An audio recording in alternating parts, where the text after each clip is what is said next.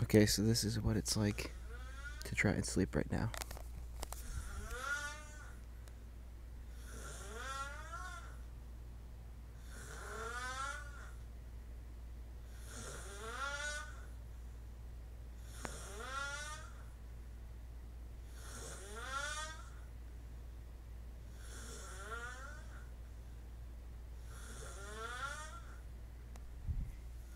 This doesn't stop.